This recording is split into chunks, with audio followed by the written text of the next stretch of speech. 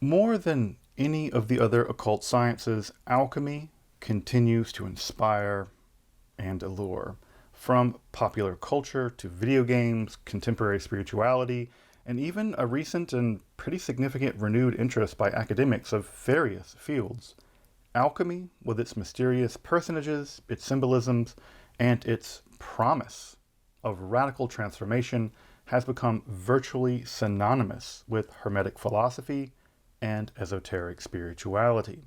However, the study of alchemy itself is undergoing a profound re-evaluation, and we are currently, right now, in the midst of a paradigm shift in our understanding of its history, purpose, and historical evolution. Emerging from the quasi-vitalist interpretation of Mircea Eliade, the psychologizing interpretation of Carl Jung, both of which are marked by a profoundly ahistorical approach to the topic, a new position has emerged, referred to as the new historiography of alchemy, which attempts to locate alchemical theory and practice precisely as a historically developing theory of nature and natural transformation. However, and very much witnessed by the comments on every single alchemy video I do, is the same resounding question by most interested in alchemy. But what about the spiritual dimension of alchemy? Isn't alchemy really about inner or spiritual transformation? In this episode, the first of several that are going to be part of a series, I'm going to be exploring just that question: the origins and development of the spiritual alchemical tradition in Europe. If you're interested in magic, Hermetic philosophy, alchemy, Kabbalah, or the history of the occult, make sure to subscribe here to Esoterica and check out my numerous other content in esotericism, including curated playlists.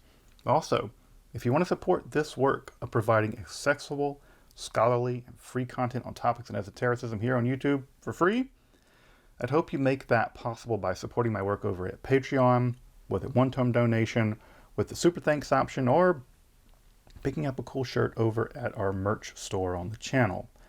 But now, let's turn to the origins of spiritual alchemy in the European tradition. I'm Dr. Justin Sledge, and welcome to Esoterica, where we explore the arcane in history, philosophy, and religion.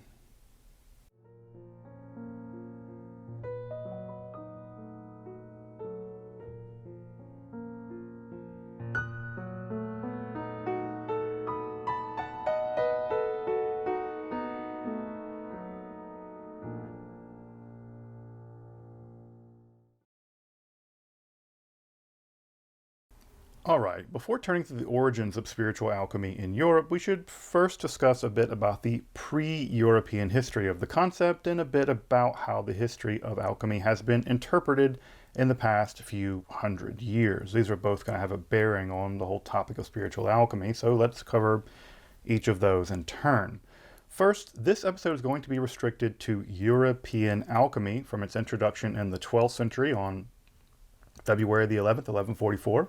February the 11th around here, Alchemy Day, just FYI, to the decline of laboratory alchemy through the 18th century and the transition to modern chemistry on the one hand, and alchemy understood as a mystical or quasi-psychological practice on the other. Not that these two were ever absolutely separated, and that's especially true in the French occult tradition. But learned students of alchemy will be quick to note: what about the spiritual elements of the alchemical practices of Zosimus, for instance, or the esoteric spirituality of the alchemists in the Baghdad Ismaili Jabarian circles? Well, those existed, and the Neoplatonic/Hermetic alchemy of Zosimus definitely did have an impact in Islamic alchemy, though, to be honest, that impact isn't clearly understood to this day. In fact, the manuscript history and transmission history from the Greek to the Arabic alchemical context is really only now in its infancy, and we just now have a rough idea about How many manuscripts, for instance, of Zosimus appear in the Islamic world? Secondly, and more to the point, what we do know is that the transmission from Arabic to Latin largely did not. It did not include these more Neoplatonic, Hermetic, philosophical, speculative elements in the texts that were part of the early translation movement there, mostly in the 12th century. Mostly because Christians were interested in just the technical literature, and as Christians, they didn't want to have it mucked up with all that Hermeticism stuff.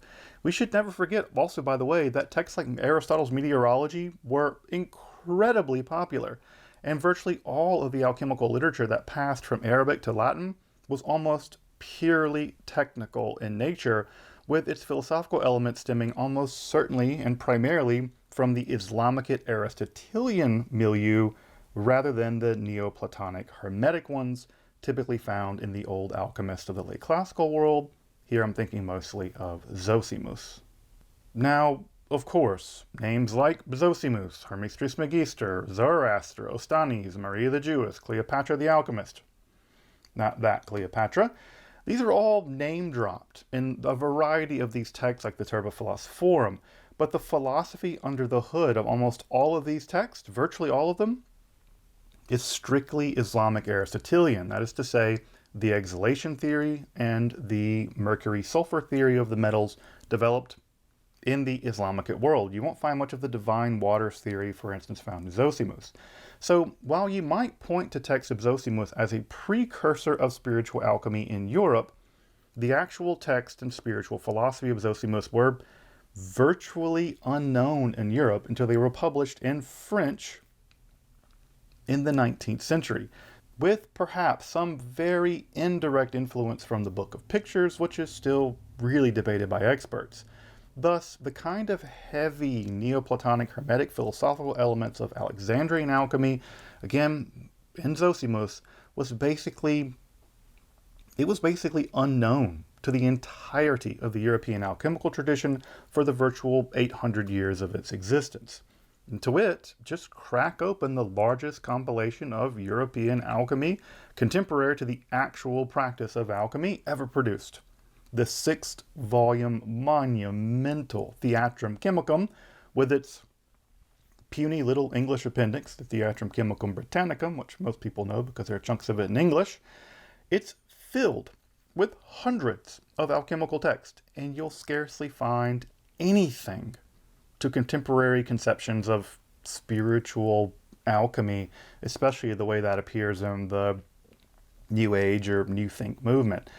The potential exception to that being the early Paracelsus and Gerhard Dorn, to be found in Volume 1 of Theatrum Chemicum, but we'll come back to him shortly, though I would say that owes more to his maverick intellect than to his inheritance of previous Hermetic speculations.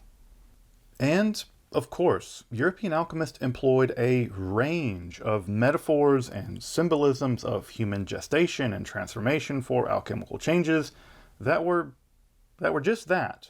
They were metaphors and symbols. Further, medieval alchemists did sometimes emphasize the moral character of the alchemist in the furtherance of transmutation, but so did every other craft.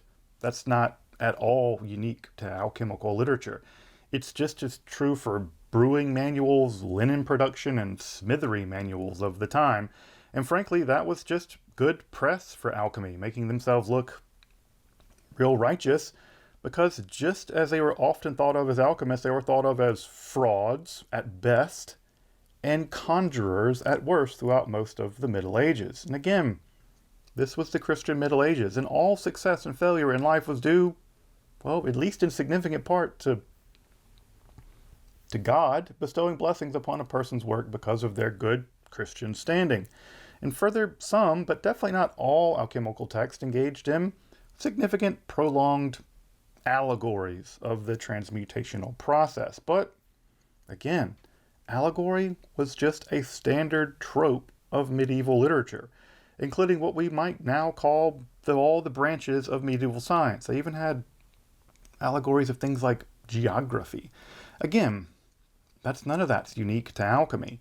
Thus, what most people take to be the spiritual element of European alchemy was just part and parcel of how medieval and early modern Christians thought and wrote generally.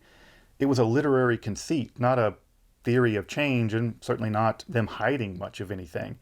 And it striking us as strange or esoteric certainly doesn't automatically make it mystical by any stretch of the imagination.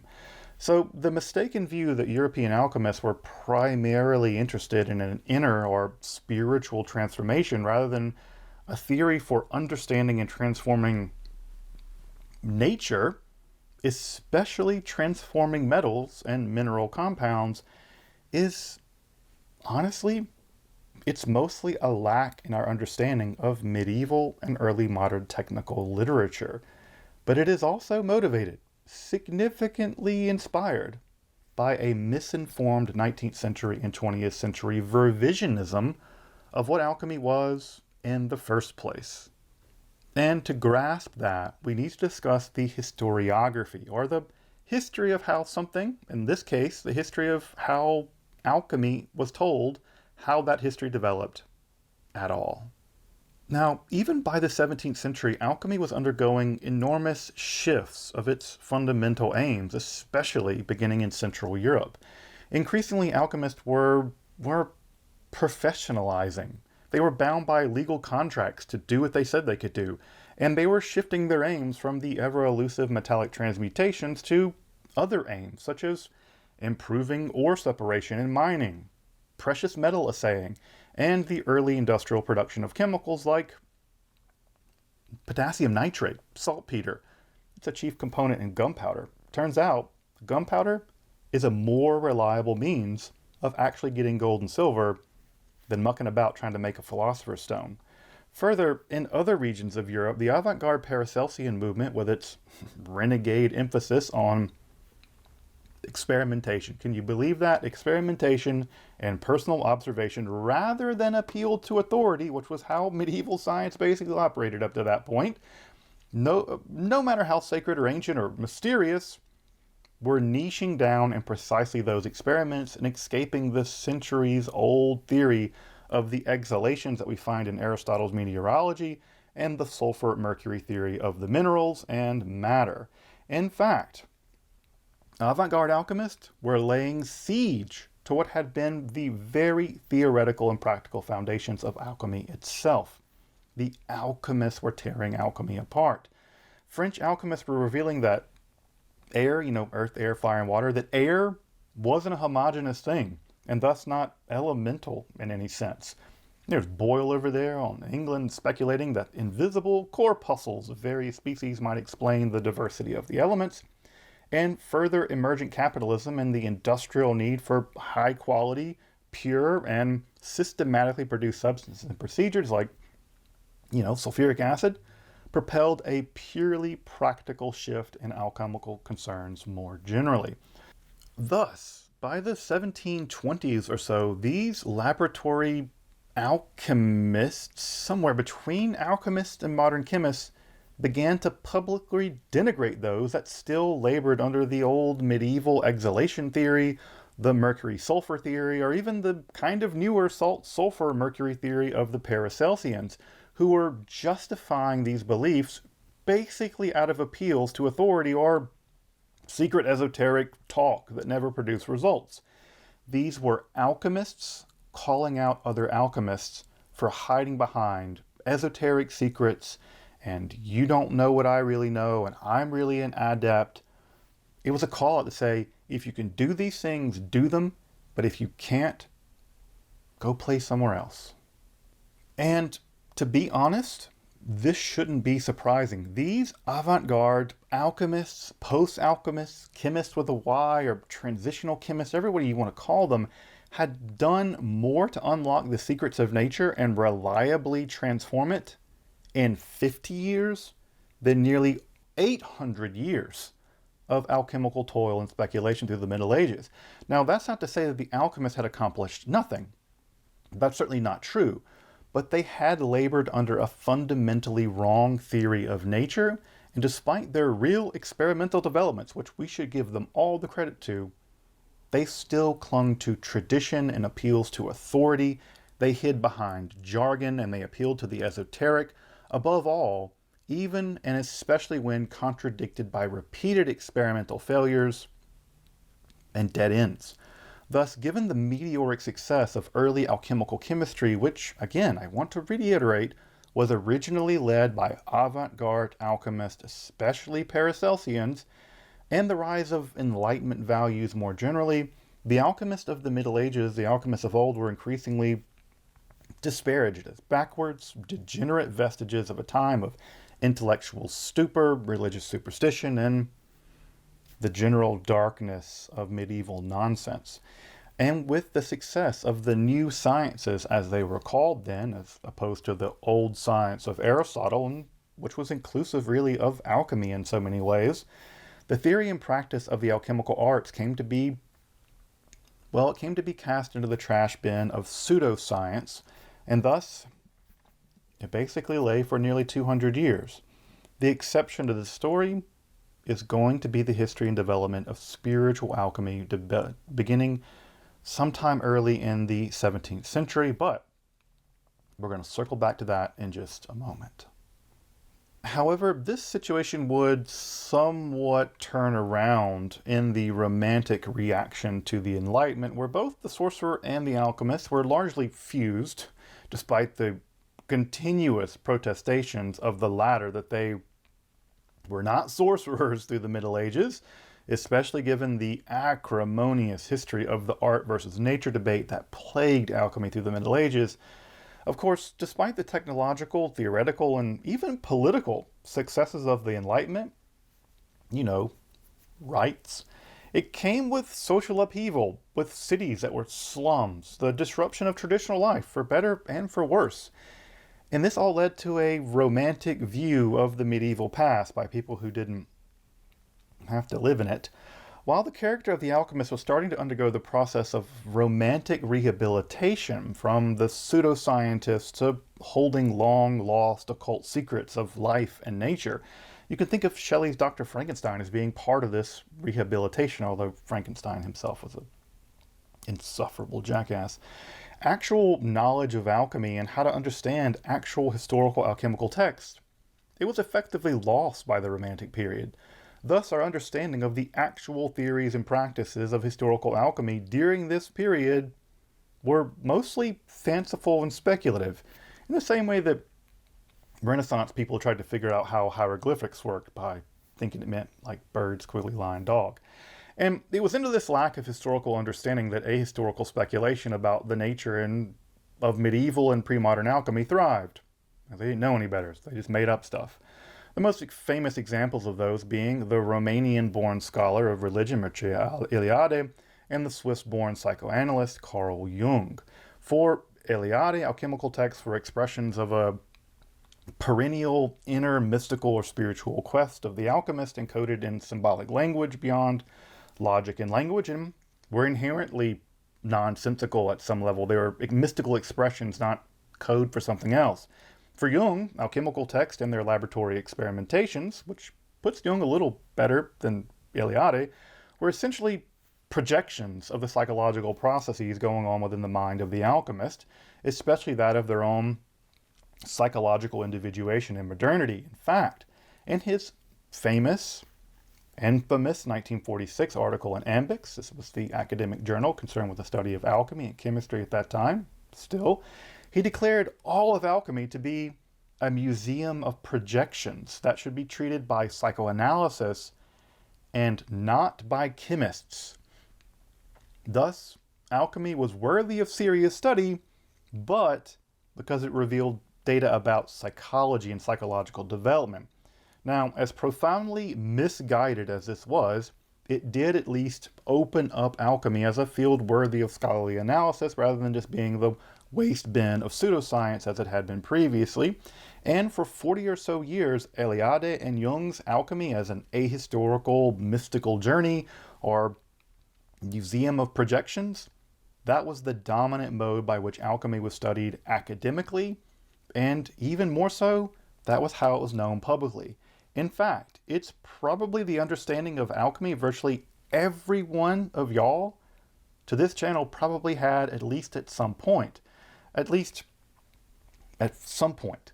And that's evidenced by every single comment I get, almost, on every alchemy video I do. They come from an Eliadean or a Jungian perspective. However, further study of actual alchemical literature through the 20th century began to seriously call into question the actual viability of these readings, at least from a, historical point of view. Now, of course, if Eliade or Jung's interpretation of alchemy speaks to you psychologically or spiritually for whatever reason, that's fantastic. It's super interesting. But Jung and Eliade's interpretation of alchemy was just that. They were interpretations. And interpretations, I'll be very frank here, not really informed by rigorous understanding of historical alchemy. Something similar is actually going on with another Jungian guru who's teaching ahistorically about the Bible these days. Teaching about the Bible. So apparently it's kind of a thing in that crowd. But what's interesting, what's impactful on 20th century psychology or spirituality, and what's historically the case, what the alchemists actually did and what they actually thought, those are just two fundamentally different matters. And by the latter 20th century, it was becoming increasingly evident that Eliade and Jung's interpretation, while, again, admittedly fascinating, I've studied and read them and think they're deeply fascinating. I really like psychoanalysis. They were radically out of step with what historians and forensic chemists were discovering about the historical alchemical practice and theory. It just didn't make a lot of sense when you look at the history. Starting generally with art historian Barbara Obrist and continuing with chemist historians like Bruce Moran and William Newman and Lawrence Prietsep, along with many, many others who've done this work, a historically and forensically grounded interpretation of alchemy has now emerged that's now referred to as the new historiography of alchemy, as opposed to the other one, which wasn't terribly historiographical, ironically enough. The new historiography seeks to understand the history, theories, and practice of alchemy by framing it as a theory of and a transformation of nature, very broadly construed. Thus, by situating alchemy among other similar crafts of the time, such as medicine and cosmetic production, lots of alchemists wrote about cosmetic production, mining, assaying, metallurgy, philosophies of nature that existed at the time, even culinary theory, transforming non-food into food, and by decoding their text and recreating their experiments in modern labs, which we've had a lot of success doing, along with grasping the profound theoretical differences between alchemical theories and practices. Alchemists did not agree about even basic things through most of their history. The new historiography has given us an interpretation grounded in the historical context and their forensic reproduction. Now, that's not to say the new historiography isn't without its critics. The Jungians don't like them. Of course, there's danger that just as Jung and Eliade ahistorically reduced alchemy to mysticism and psychology, the new historiography is actually anachronistically just rebaptizing the alchemist as, proto-positivists. And I'd agree. That's a real concern on my part as well. As a philosopher, philosophy of science has shown us that whatever science is a deeply contested category, in that simple, stupid oppositions of science to religion are laughably untenable. The alchemists were never a homogeneous group.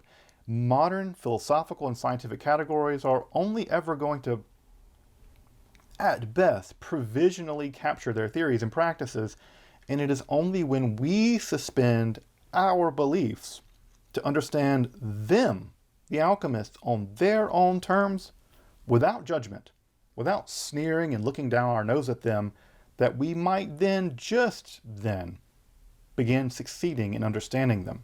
Though, I'll be very honest here, I strongly believe that the new historiographers have done a far better job of doing just what I described than the admittedly ahistorical Jungian and Eliadean interpretations. Now, that said, one of the honest-to-goodness blind spots of the new historiography has been the actual developments of, and here it is, spiritual alchemy in the European alchemical tradition. But thanks to scholars like Mike A. Zuber and others, although Zuber has really done a really great job of this, there is an important course correction occurring, and the rise, development, and historically evidenced reality of spiritual interpretations of early modern alchemy is being appreciated for its important role, especially in the history of Western esoteric philosophy and spirituality. And it's there, I know, at long last, that we turn now. Now, just to reiterate this, as I mentioned earlier, the roots of European spiritual alchemy can't really be traced to the world of Neoplatonic Hermetic speculation and practice represented by people like Zosimus there in the late classical world. There's just very little substantial evidence of the transfer of those kinds of ideas through the Islamic filter, either in direct translation or through a kind of vague process of intellectual osmosis, again with the possible exception of Zosimus's The Book of Pictures. The best proof for this at some level is just a comparative reading of medieval and early modern alchemical literature compared to other technical texts of that time. Allegory, symbolism, and moral admonitions are just part and parcel of the literature of the Middle Ages and early modern period, and just aren't unique to alchemy. It's just that most people interested in alchemy don't go reading other technical manuals of the time and don't see the connection. Further, most medieval and early modern alchemical manuals they're downright Spartan in their technical emphasis, even if they do have a kind of distinct air of esotericism and mystery, mostly protecting trade secrets.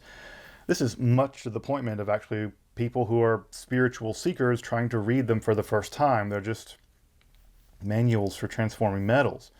Further, while analogies between the Stone of the Philosophers and religious imagery, especially the execution and resurrection of Jesus, famously found, I think, first really in a big way in the 1550 Rosarium Philosophorum, would set the stage for a shift in alchemical theory, or at least its representation, it's a century later that the necessary features of spiritual alchemy began to appear.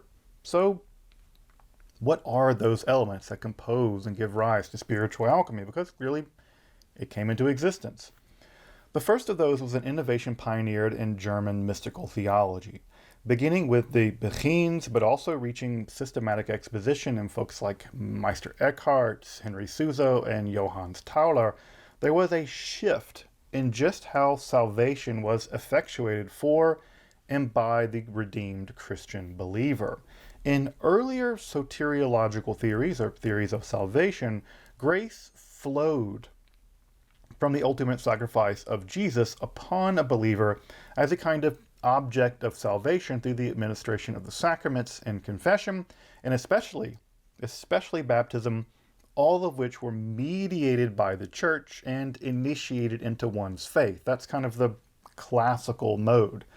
Thus, in this model, the person achieved salvation from outside, and perhaps from the very past sacrifice of Jesus made possible through their inward conversion, again, as mediated by the church. This is something you're getting from the outside salvation.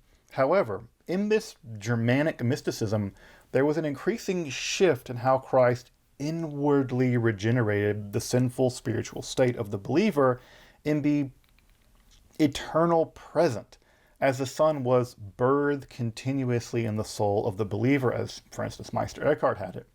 This Christus in nobis, or Christ among us, or really Christ within us, has New Testament roots and existed in the Orthodox theory of salvation, but was truly radicalized in the German context, again, especially by Meister Eckhart, who was, as you probably know, spared excommunication only by dying before he could be subjected to it. The second major shift would be within alchemy itself, obviously.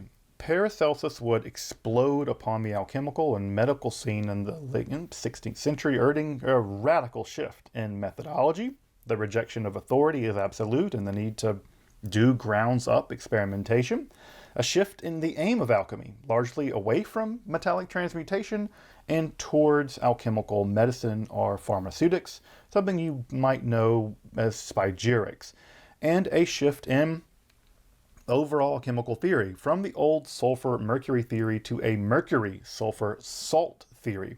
Now, this would be reflected in his theory of both health and to, in fact, a lesser degree, his theory of baptismal salvation.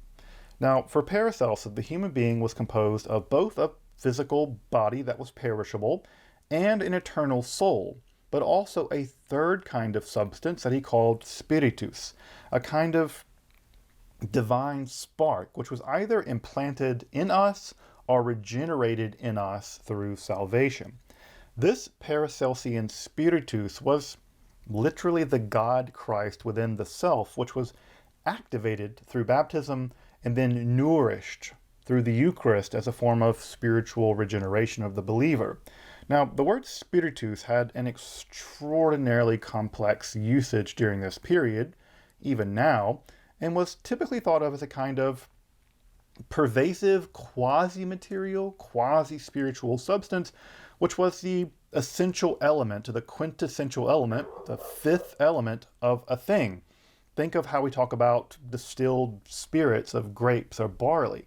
It's as if in the alcohol, the pure spirit of the grapes or the grains have been extracted and stored.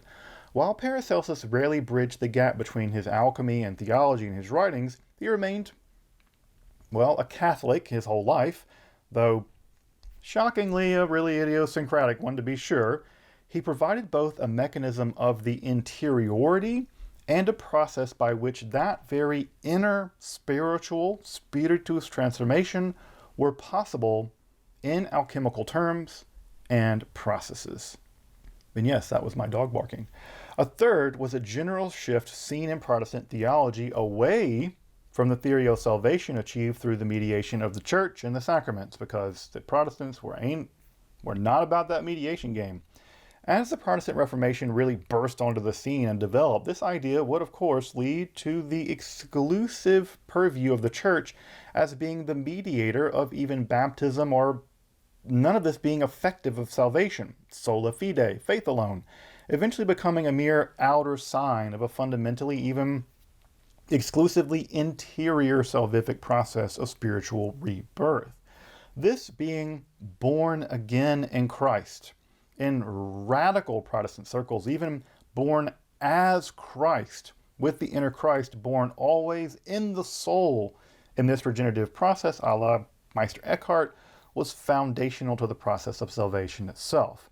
Of course, if one is to be born again in Christ, or among the radicals as Christ, there logically must be a transformative process of the old self perishing, being born again, and the regenerative process by which ultimately salvation is achieved and an eternal glorified body generated. That last part, the generation of a new body, alchemy. And this is where Paracelsian alchemy is brought to bear on that process, whereas in previous alchemical literature, Christ was sometimes represented metaphorically or analogically as a transformative stone of the philosophers. In this radical new form of Protestant mysticism, Christ is literally the philosopher's stone, which effects subtle but fundamental, substantial changes, salvific changes in the spiritus of the person who, when regenerated, can perform a similar, perhaps the same alchemical process in nature, regenerating the spiritus which pervades nature itself. Thus, through the 1590s, an actual tradition of spiritual alchemy begins to flicker into existence in radical Protestant and Paracelsian circles, well, really where those overlap. One which would survive the decline of laboratory alchemy through the 18th century and persists into the world of esoteric spirituality by folks like Hitchcock and Atwood. But to put a finer point on this, we are talking about a very small crowd here. Radical, Paracelsian informed heterodox Lutherans in an exclusively German-speaking context, basically. Now, while spiritual alchemy would grow it would always remain a kind of niche, and it was a rather late development in alchemical history. So, yes, spiritual alchemy did begin to exist at this time period. Yes, it did have an impact, but let's not overplay our hand here. However, through the very late 16th, really about 1590s and afterwards, and the 17th centuries, the conditions for the development of spiritual alchemy continued to blossom in this area. In the mining world, for instance, where Central European alchemy was always pretty closely connected, the language of the metals as being born, growing, and dying within the earth was increasingly emergent and common in the mining literature of that time. And on the spiritual front, spiritual rebirth, or being again born again in Christ or as Christ, was increasingly becoming detached from the sacrament of baptism by those wily Protestants, and seen as an inner regeneration or rebirth accomplished by the Christus in nobis, the Christ within us. And it would be in those heterodox Protestant theologians, folks like Schweckfield and Weigel and Osiander, that this would lead the way in some ways. Unlike in Orthodox Lutheran theories of salvation, where the righteousness of Christ was imputed to the believer as if by a decree secured through faith, irrespective of the deeds of the believer. Didn't matter all kinds of bad things you did, you just got salvation if you believed. This is often called the forensic theory of salvation, although scholars are less comfortable with that these days.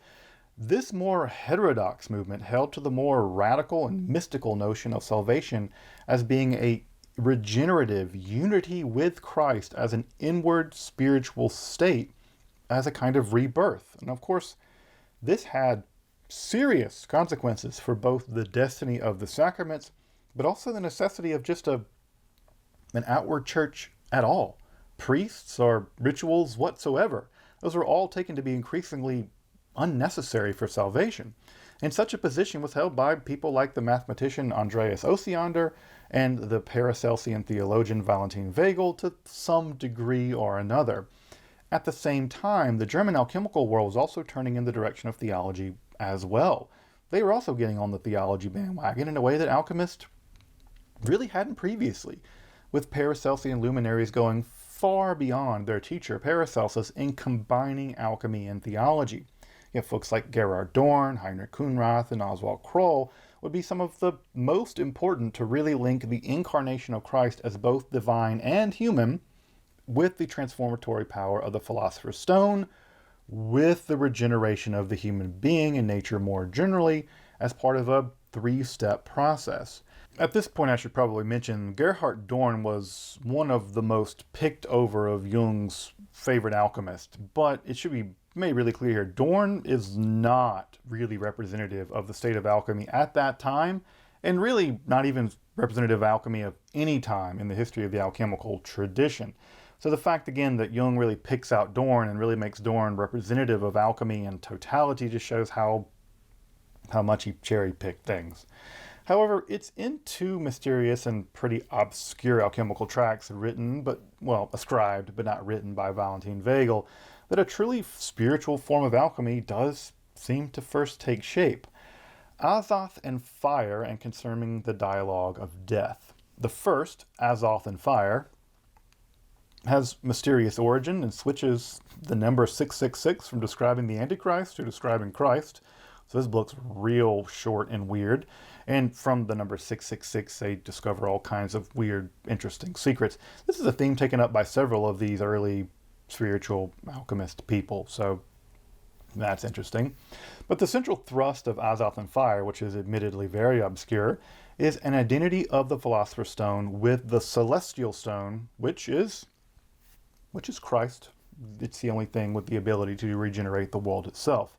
Thus, lacking the regeneration provided by the Celestial Stone, the terrestrial alchemist, i.e. the non-radical Lutheran alchemist, will labor in vain. Thus, this inward regeneration is achieved not by the exterior rituals or the mediation of the church, but through self-knowledge. Self-knowledge, which is to recognize the divine within oneself as the regenerative Christ Spiritus. You hear how this sounds really radically modern? Again, this is a huge blow against Orthodox Lutheran forensic theory of salvation, and ditto terrestrial transformation. Just as Christ had to die to be resurrected, so too the believer has to perish in sin to be generated, so too gold must undergo death in the mercurial waters of the Azoth before becoming reborn in the alchemical fire. This tri-level macrocosm, microcosm of God, Christ, human being, and nature is classic hermetic-y kind of structure, but the key shift here is a kind of pantheism and a pantheistic insertion of Christ in the human being and nature as the key to universal regeneration, using alchemical theory as the means by which this is achieved. It's nothing less than a kind of alchemical religiosity or alchemical mysticism. Indeed, Azoth and fire even describes the process of human salvation as being tinged, like a metal is tinged, or transmuted by Christ as the philosopher's stone, and in turn, base metals transmuted by the stone generated by the pious, truly Christian, heterodox Lutheran alchemist alone. This is a physical transformation in the soul. Thus, it's a mystical identification with Christ as one's true spiritual self as a result of inner self-knowledge. That's the key to Azoth and fire, with the text going so far as to describe any other theory of external salvation, including Orthodox Lutheranism, much less Catholicism, as fictitious theology of the devil. Also, you may be wondering about all this rebirth language and being born again, if this being born again language has anything to do with contemporary born again Christians. Yeah, the answer is an unlikely yes. They are remotely and indirectly downstream of this extraordinarily interesting theology, alchemy stuff. It's funny how history turns out. Now, the other text, this other pseudo-Hegelian text concerning the dialogue on death, is again written to sound like the theology of Valentin Weigel, and it kind of does sound more like it than the Gonzo, Azoth, and fire text. This one puts the emphasis on the necessity that the believer undergo a kind of death and rebirth in Christ, which the text refers to as divine alchemy. Now, the term divine alchemy you can see in some medieval texts, but it doesn't have the same literal transformatory power in the self that these texts do. And of course, terrestrial alchemy is an extension of divine alchemy. In fact, this text follows in the extraordinarily controversial and minor antimony tradition, linking the image of Jesus holding the world sphere with the cross as linking to his regenerative power to that substance as the philosopher's stone. This is a thing like very minoritarian and alchemical tradition. Bernard Traveus thought it was awfully stupid.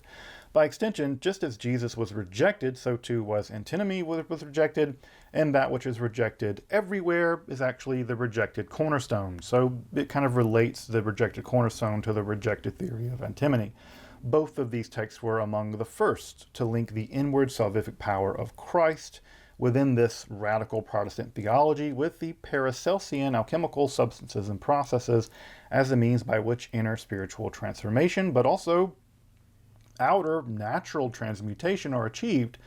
And these are really among the very first European texts of true spiritual alchemy. Although notice between these two texts, they take radically divergent practical alchemical beliefs. One's based on antinomy, which is a very minoritarian position in alchemy. The other's still using mercurial waters. So even among these early spiritual alchemists, there's not a lot of agreement. Now, while these early and radical tracks would set the theological, spiritual, and alchemical tone of this discussion, a subsequent literature would actually temper this a bit, but further popularize these notions, especially the very famous text Wasserstein der Weisen, or the Waterstone of the Wise, one of the most important alchemical texts of this period, which continued to link the inner knowledge, spiritual rebirth, and the alchemical process, thus uniting the divine alchemy achieved by Christ and the terrestrial alchemy performed in the alchemical labs. Indeed, the Wasserstein will see the entire life of Christ as an alchemical performance, experiment, whatever, par excellence, and thus as a roadmap for the would-be alchemist toiling away in the transformation or the perfection of nature. Of course, earlier texts would establish a metaphorical relation to the life, death, and resurrection of Christ as analogous to the alchemical process. In this new radical Protestant mystical alchemy, the analogy became a physical fact of transformation within the believers themselves and in the life of Christ. Just as the alchemist perfected nature, so did the alchemical Christ perfect the human being. Just as Jesus had been transformed from God to divine and human at the same time, and then back again, while the Wasserstein is less aggressive than the Azoth and fire, its underlying message is surprisingly similar for such a popular composition. Thus, by its composition in 1607 or so, spiritual alchemy had actually arrived in the public sphere.